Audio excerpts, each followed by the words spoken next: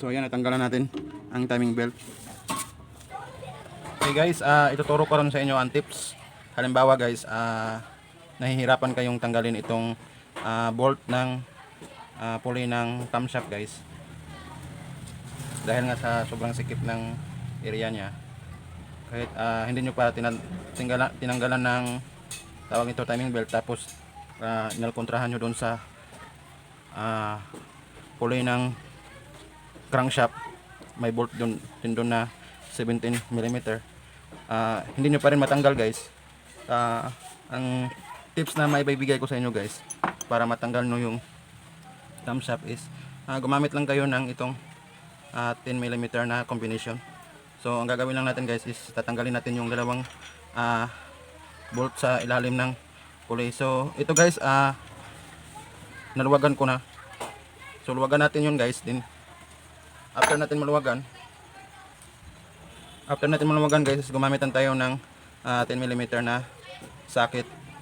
Ito guys, gumamit tayo nito. And then may butas naman ang sa pulley guys. Pwede nyo siyang ikutin ganyan para mapasok ko sa butas na tapat sa bolt guys, para matanggal natin yung bolt na 10mm. So ito guys, nakatapat na siya. So iikutin ko na lang siya.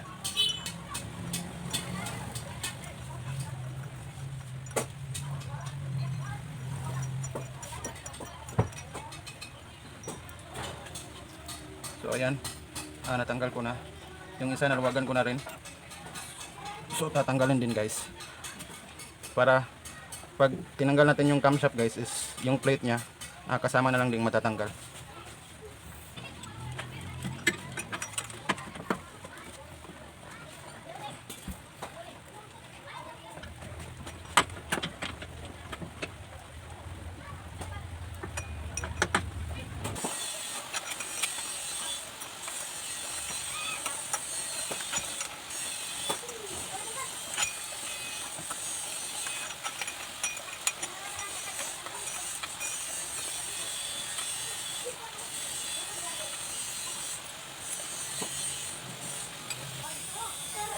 Okay guys, sobrang nahirapan ako dito sa pagtanggal ng bolt ng plate na ito guys. Naluwagan ko lang siya pero hindi ko pa talaga siya totally natatanggal. Kasi nga hirap ikutin itong pulley na ito kasi nakakabit pa siya.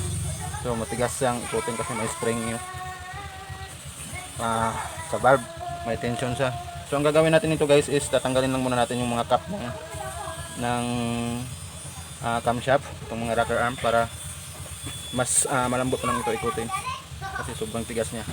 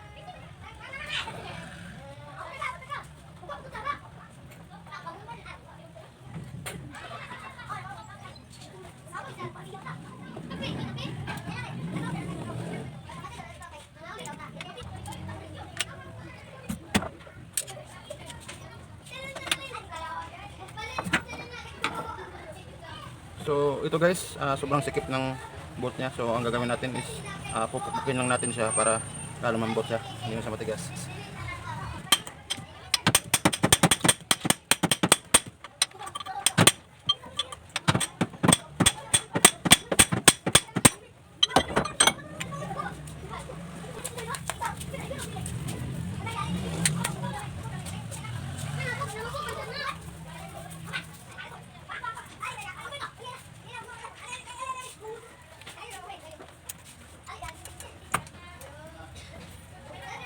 Grabe guys, sobrang tigas. Pero nahanapan pa natin ng paraan para matanggal.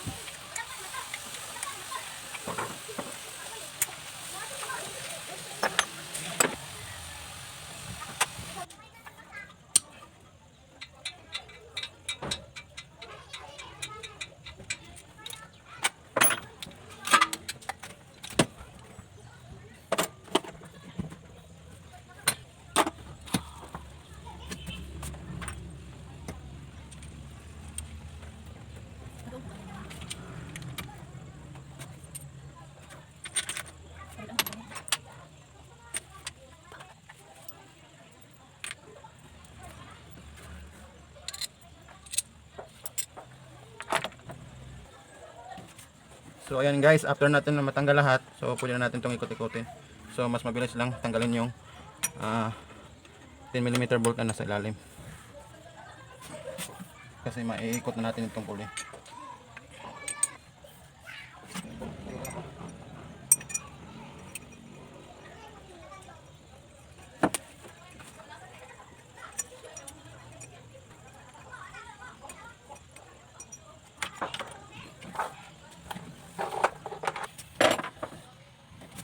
So guys, natanggal ko na yung 10mm bolt sa ilalim. So ganito lang talaga ang buhay mekaniko guys. Kailangan lang ng diskarte at saka tiyagaan lang talaga. Wag tayong gumawa ng shortcut. Dapat tiyagaan talaga. Ayan guys, matatanggal na.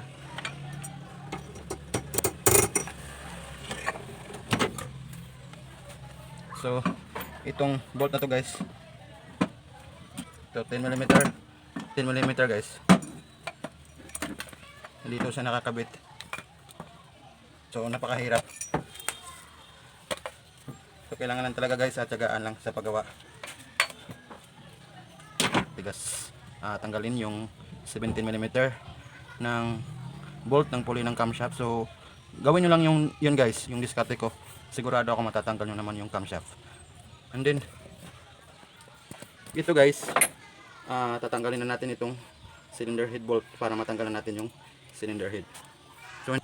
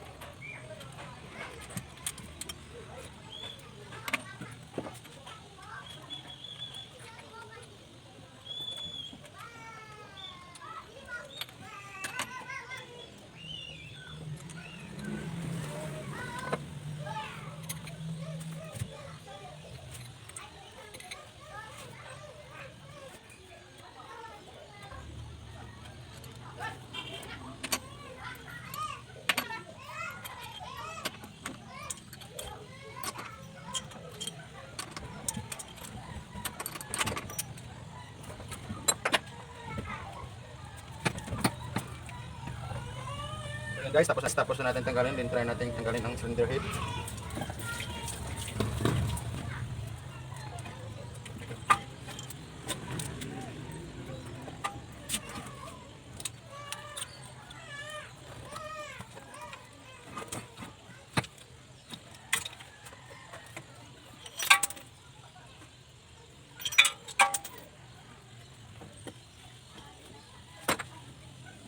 So ayan guys.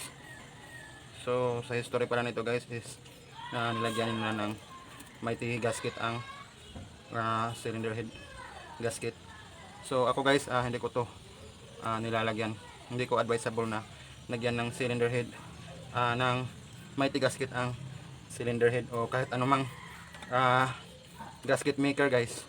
Yan kasi nga pag nilagyan mo to guys, ayan, hindi tingnan nyo guys, nababarahan yung butas ng oil. Yan. So hindi talaga maganda sa makina guys na lagyan ng anumang gasket maker sa cylinder head gasket. Yan guys. Kasi yung gasket maker nya guys, ayan, nagko-cause ng bara sa mga butas ng tubig at saka ng oil. So may posibilidad mabarahan yan, magkakaproblema pa yung makina natin. So tatanggalin na natin to. So ito guys ang itsura kapag nakaugalian mo na maglagay ng gasket maker sa cylinder head gasket. So ang mangyayari guys is dahil nga sa nilagyan mo, pag higpit mo, siyempre lalapat na yung cylinder head gasket. Kaya yung extra gasket maker na nilagay mo is magkakaroon siya ng bara sa mga water gallery o sa oil, butas ng oil ng block o ng cylinder head. For example ito guys, oh. Ito. Ayan, ito yung mighty gasket o gasket maker na nilagay nila. Nagbara siya dyan sa tubig guys. Ayan. Tapos ito pa guys, oh. Ayan, nakikita nyo yan. Talagang totally barado siya guys. Kasi nga sa sobrang dami ng nilagay ng gasket maker, bumara siya sa butas ng water gallery ng black. Tingnan natin guys.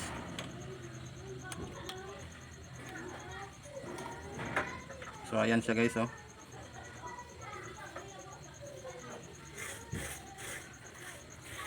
Tingnan natin. So ito yung gasket maker na bumara dito sa butas ng water gallery ng black guys. So kung halimbawa guys, mekaniko ka and then nakaugalian mo na maglagay ng gasket maker sa cylinder head gasket, ay please wag mo nang gawin yan dahil hindi po maganda sa makina guys. Actually hindi po siya maganda kasi nga yung extra gasket maker is pumapasok sa water gallery at saka sa butas ng oil. Kung titingnan nyo guys, napakaliit lang ng ito, butas ng oil papunta sa cylinder head. And then sa tapat nito guys is natatakpan na ng gasket maker guys. So mahina na yung oil na nakararating doon sa camshaft. So kung nakaugalian mo yan guys, please wag mo na akong i-bash. Wag mo nang lagyan kasi kahit hindi mo yan lagyan, totally magsisild naman yan kasi nga lalo na sa makinang ito is maliit lang naman siya, at saka yung cylinder head gasket niya is hindi naman steel kundi carbon lang. So pag hinigpitan mo lang siya ng tama, panigurado hindi sisingaw yan at hindi basta puputok yan pag nasa tamang higpit yung ating cylinder head bolt. So yun lang guys, maraming sa inyong panonood. Next sa part 2 is ito, unti-unti nating tatanggalin yung mga parts guys, para pag tinanggal natin yung black na lang yung natira, medyo magaan na siya tanggalin. So maraming salamat sa inyong panonood guys, at kung bago ka pa lang napadpad sa aking channel ay huwag mong kalimutang i-like at mag-subscribe at pindutin mo na rin ang notification bell. So ingat po kayong lahat dyan guys. Maraming salamat and God bless po sa inyo lahat.